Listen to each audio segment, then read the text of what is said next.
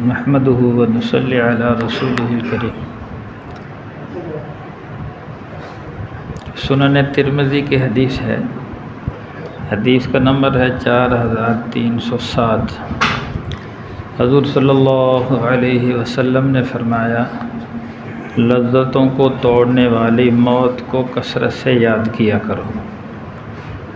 ترمذی شریف کی حدیث ہے، حدیث نمبر 2307۔ حضور صلی اللہ علیہ وسلم نے فرمایا، لذتوں کو توڑنے والی موت کو کثرت سے یاد کیا کرو۔ تو میرے بھائیوں، ایک حدیث میں ہے، جو شخص یہ دعا پڑھے، اللہم بارک لی فی الموت وفی ما بعد الموت، یا اللہ میری موت میں برکت عطا فرما، اور موت کے بعد جو مراحل آنے والے ہیں ان میں بھی برکت عطا فرما، تو اللہ تعالیٰ یہ جب مرے گا تو اس کو شہادت کی موت کا اجر و ثواب ملے گا۔ تو میرے بھائیوں، موت کو یاد کرنا اللہ کو بہت زیادہ پسند ہے، اور عقل مندی کا تقاضا بھی یہ ہے۔ حضور صلی اللہ علیہ وسلم نے فرمایا، الکیس من دان نفسہ وعمل لما بعد الموت۔ تم میں سب سے بڑا عقل مند آدمی وہ ہے جو اپنی خواہشات کو چھوڑ دے۔ موت کے بعد جو مراحل آنے والے ہیں ان کی فکر میں لگ جانا سب سے بڑی عقل مندی اور سب سے بڑی حماقت۔ یہ میں نہیں کہہ رہا، حضور صلی اللہ علیہ وسلم نے فرمایا، احمق آدمی وہ ہے، والعاجز من اتبع نفسہ ہواہا، دنیا میں اپنی خواہشات کو پورا کرنے میں لگ جائے اور اللہ پر تمنا کر کے بیٹھا رہے، اللہ بڑا غفور رحیم ہے، معاف کرنے والا ہے، خواہشات پہ لگا ہوا ہے۔ افرأیت من اتخذ الہہ ہواہ، کیا تو نے دیکھا اس شخص کو جس نے اپنی خواہشات کو اپنا رب بنا لیا، جو اپنی خواہش کو رب بنا لے۔ خواہش کو رب بنانے کا مطلب یہ ہے کہ ایک طرف اللہ کا حکم، ایک طرف خواہش ہے، اس نے خواہش کو پورا کر لیا، اللہ کے حکم کو چھوڑ دیا، گویا کہ اس نے اپنے نفس کو، اپنی خواہش کو رب بنایا ہوا ہے۔ جو اپنے نفس کو یعنی اپنی خواہش کو رب بنا لے، اللہ فرماتے فَأَضَلَّهُ اللَّهُ عَلَىٰ عِلْمٍ، اللہ اس کو علم کے ہوتے ہوئے گمراہ کر دیتے ہیں۔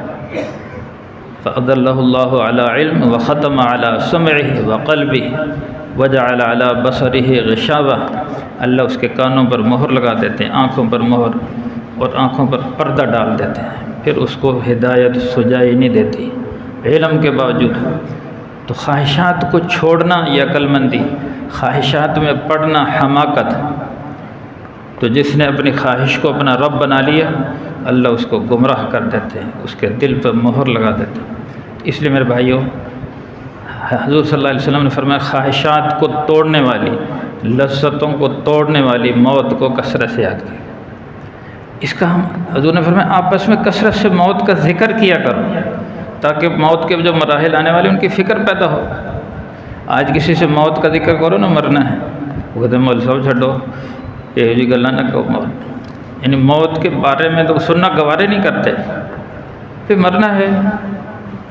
ایک واقعہ ایک بیان فرما رہے تھے ایک مول صاحب، ایک بندہ تھا، وہ جو صرف جمعہ پڑھنے جاتا تھا،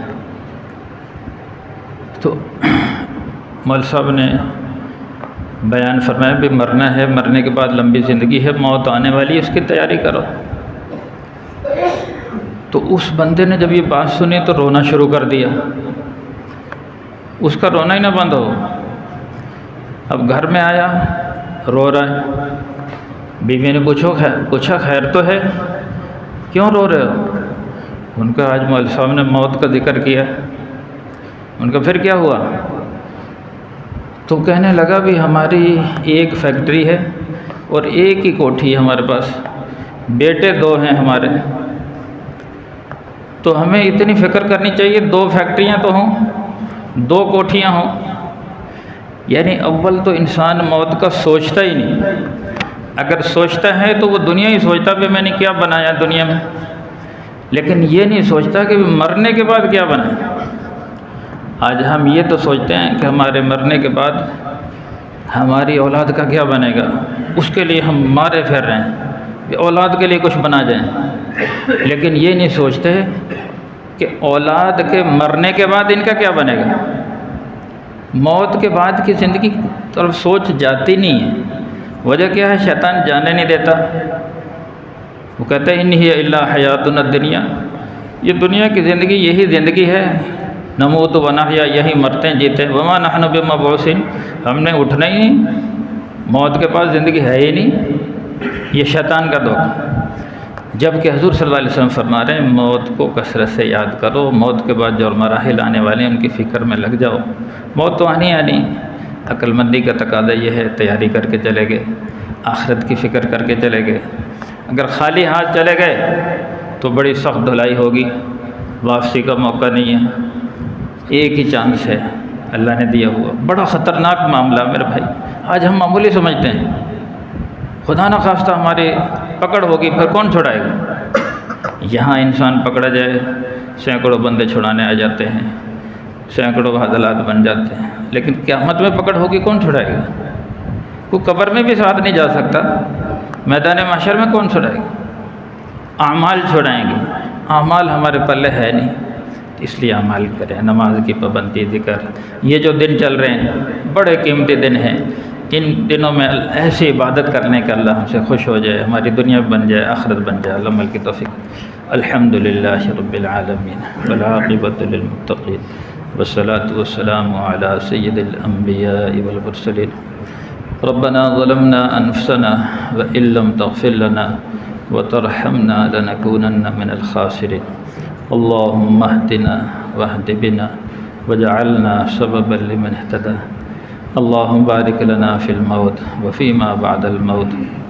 صلی اللہ تعالی علی خیر خلقہ محمد وآلہ واصحابہ اجمعین برحمتک یا ارحم الراحمین۔